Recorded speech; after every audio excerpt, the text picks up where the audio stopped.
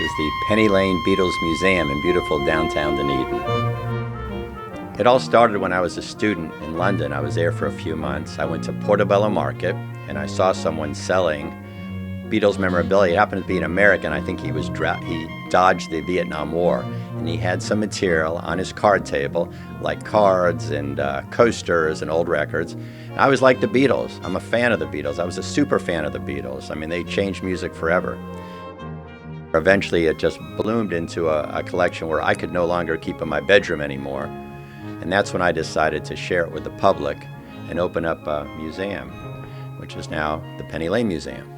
Fortunately, I found Colin Bissett, and Colin, who actually is my curator, he's my docent, he's the cataloger, he really is the historian, Beatles historian. Grew up with the Beatles, actually, at the same time with the Beatles in Liverpool. So when I found him, he was the perfect guy to start cataloging the collection.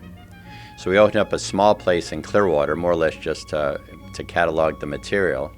And then, less than a year ago, we moved into the Stirling Arts Center here. We decided to make this a legitimate museum, open it to the public. I did not have any desire at all to charge for admission. I really wanted people just to enjoy what they saw, bring back memories. Even kids, I mean, whole families just come and they really enjoy just looking at all the variety of memorabilia, the eclectic nature of the collection. But right over here, for instance, these are actually John Lennon's non-prescription sunglasses. He actually owned those and wore those when he was in New York, living in New York. And that's just a very important part of my collection, just knowing that John Lennon actually wore those actual sunglasses.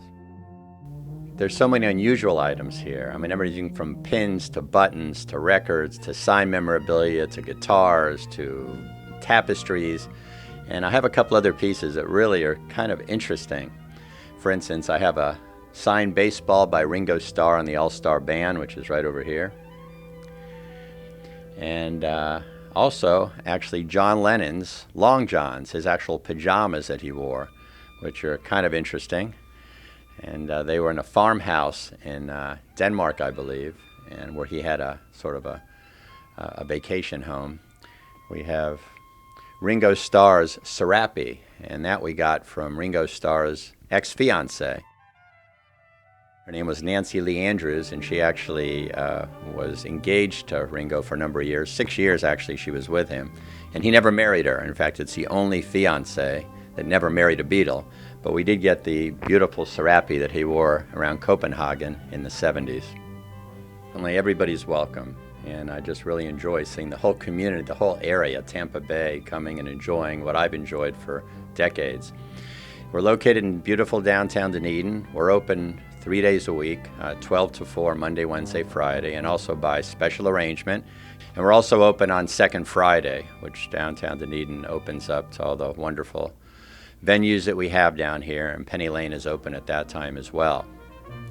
And I invite everybody to come, share their memories, their stories, bring your families, children, come as many times as you want, and I think it'll be a great venue for the family.